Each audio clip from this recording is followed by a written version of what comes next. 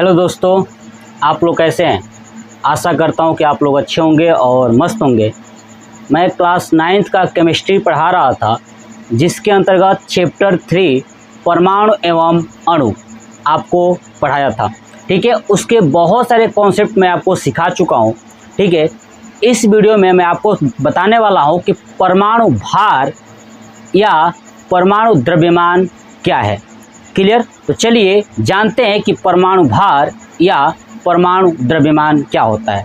देखिए, आप अगर फिजिक्स में जाओगे, भौतिक विज्ञान में जाओगे, तो आपको पता चलेगा कि भार और द्रव्यमान अलग अलग होते हैं। लेकिन केमिस्ट्री में परमाणु भार और परमाणु द्रव्यमान दोनों एक ही हैं। दोनों क्या है? एक ही है। तो देखिए, मैंने बोर्ड पे लिखा हुआ है कि परमाणु भार या परमाणु द्रव्यमान, इंग्लिश में बोलते हैं atomic weight and atomic mass. ठीक है, तो यही जानेंगे कि जब कोई भी तत्व है, उस तत्व का जो परमाणु द्रव्यमान है, परमाणु भार है, वो कैसे ज्ञात किया गया, क्या हुआ था, कैसे वो आया। ठीक है, जैसे आपने देखा होगा कि 1H1 यानी हाइड्रोजन का परमाणु भार 1 होता है, हीलियम का परमाणु भार 4 होता है। तो ये आखिर में आया कैसे, कैसे बना है, यही हम लोग देखेंगे कि आखिर में कॉन्सेप्ट क्या बनाया गया। तो चलिए मैं आपको समझाता हूँ। देखिए कि हम जानते हैं कि परमाणु है ना, ये परमाणु अत्यंत छोटे छोटे कणों से मिलकर बना होता है। परमाणु जो है कि छोटे छोटे कणों से मिलकर बना होता है, जिसके कारण इसका द्रव्यमान ज्ञात करना अत्यंत कठिन है। क्या है? अत्यंत कठिन है। यानी परमाणु इतने छोटे छोटे कणों से मिलकर बना है कि हम उसका द्रव्यमान ज्ञात ही नहीं कर पाएंगे। ये चीज़ें क्या है? कठिन है। इसलिए जब भी परमाणु भार ज्ञात करना होता है तो हम किसी दूसरे तत्व के भार से तुलना करते हैं। क्या करते हैं? दूसरे तत्व के भार से तुलना करते हैं। तो परमाणु भार यही किया गया है कि परमाणु भार ज्ञात करने के लिए जो परमाणु है ना, बहुत छोटे छोटे हैं, उनका भार ज्ञात नहीं किया जा सकता। इसलिए वैज्ञानिकों ने क्या किया कि उस तत्व का भार जो है कि दूसरे तत्व के भार से तुलना करके ज्ञात किया। ये चीज़ें मैंने बोर्ड पे लिखा है। देखिए कि परमाणु अत्यंत सूक्ष्म कणों से मिलकर बने होते हैं, जिसके कारण एक परमाणु का द्रव्यमान ज्ञात करना कठिन है। इसलिए परमाणु भार किसी अन्य तत्व के परमाणु भार के सापेक्ष ज्ञात किया जाता है। यानी तत्व का परमाणु भार न अन्य तत्व के सापेक्ष क्या किया जाता है? ज्ञात किया जाता है। जब वैज्ञानिकों ने परमाणु भार ज्ञात करना स्टार्ट किया था, तो सबसे पहले जिस तत्व को आधार माना था, जिस तत्व से उन्होंने तुलना किया था, वो तत्व था हाइड्रोजन। क्या था? हाइड्रोजन।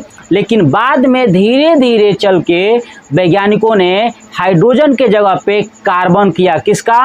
कार्बन का प्रयोग किया।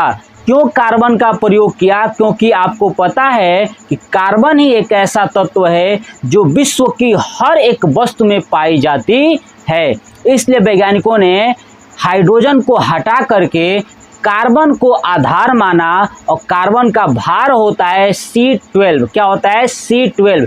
कार्बन का भार 12 होता है। तो 12 का प्रयोग करके वैज्ञानिकों ने तत्वों के परमाणु भार के बारे में बताया। तो देखिए, मैंने लिखा है कि हाइड्रोजन हल्का है ना, इसलिए प्रारंभ में इसे आधार माना गया, लेकिन बाद में कार्बन को आधार माना गया। ठीक है, जब प्रारंभ में हाइड्रोजन को आधार माना गया था, तो फार्मूला क्या बनाया गया कि तत्वों का परमाणु भार बराबर तत्व के एक परमाणु का द्रव्यमान बटे हाइड्रोजन के एक परमाणु का द्रव्यमान। यानी जिस तत्व का द्रव्यमान ज्ञात करना हो, उसके एक परमाणु का द्रव्यमान ज्ञात कीजिए और हाइड्रोजन के एक परमाणु का द्रव्यमान ज्ञात करके भाग दे देंगे, तो तत्व का परमाणु भार पता चल जाएगा। ये पहले स्टार्टिंग में दिया गया, लेकिन बाद में चल के जब कार्बन के द्वारा जो है कि परमाणु भार बताया गया तो वैज्ञानिकों ने बहुत ही सुचारू रूप से इसे अच्छा माना कार्बन को। क्यों? कि कार्बन प्रत्येक वस्तु में पाई जाती है। अब हम लोग जानते हैं AMU एटॉमिक मास यूनिट, यानी परमाणु द्रव्यमान इकाई क्या है ना? परमाणु द्रव्यमान इकाई एटॉमिक मास यूनिट क्या होता है? तो मैंने बताया कि वैज्ञानिकों ने कार्बन को लेकर के परमाणु भार ज्ञात किया। तो परमाणु भार जब वैज्ञानिकों ने ज्ञात किया तो जैसे हम लोग भार ज्ञात करते हैं तो बोलते हैं ना कि हम जो है कि इतना केजी के हैं, तो देखिए केजी में बोलता हूँ। जब हम दुकान पे सामान लेने जाते हैं तो ग्राम, किलोग्राम ऐसे लेते हैं ना। तो जब वैज्ञानिकों ने कार्बन से तुलना किया तो उन्होंने बताया कि अब कोई भी तत्व होगा उस तत्व का जो भार है ना वो AMU एटॉमिक मास यूनिट में बताया जाएगा, है ना?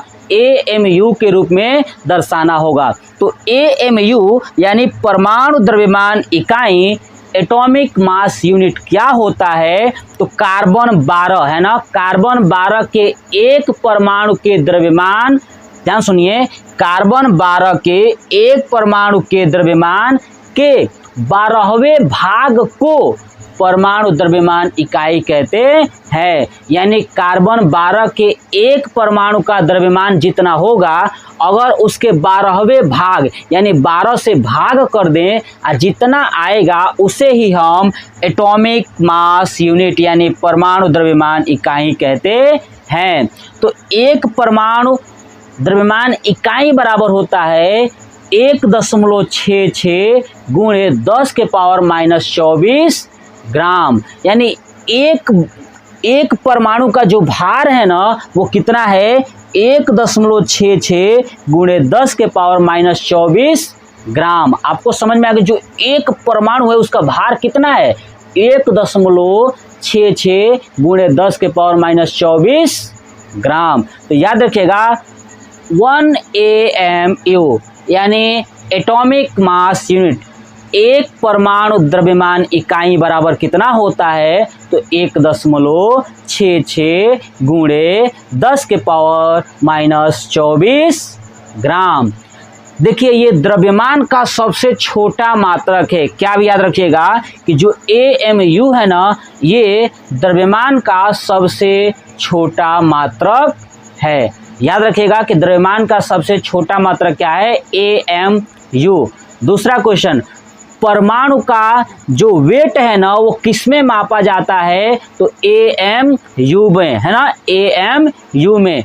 AMU बराबर क्या होता है? यानी एक AMU बराबर होता है 1.66 गुणे 10 के पावर -24 ग्राम। ये पॉइंट्स आप याद रखिएगा। आप मुझे कमेंट में इस ग्राम को आप केजी में कन्वर्ट करके मुझे कमेंट बॉक्स में मैसेज जरूर करिएगा। तो ये था हमारा परमाणु भार और परमाणु द्रव्यमान।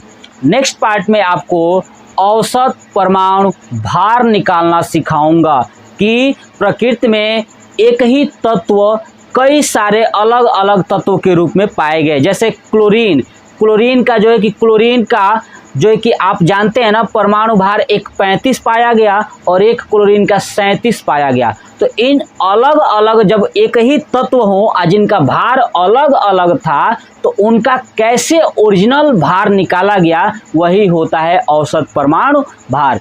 तो नेक्स्ट पार्ट में यही आपको पढ़ाऊंगा औसत परमाणु भार और इस पर एक न्यूमेरिकल्स भी कराऊंगा। क्लियर? तो ये वीडियो कैसा लगा कमेंट बॉक्स में कमेंट करके ज़रूर बताइएगा और सबसे पहले आप इसका स्क्रीनशॉट ले लीजिए ताकि आप आसानी से कॉपी पे नोट कर सको। ठीक है? तो इसी के साथ ही जय हिंद, जय भारत, वंदे मातरम।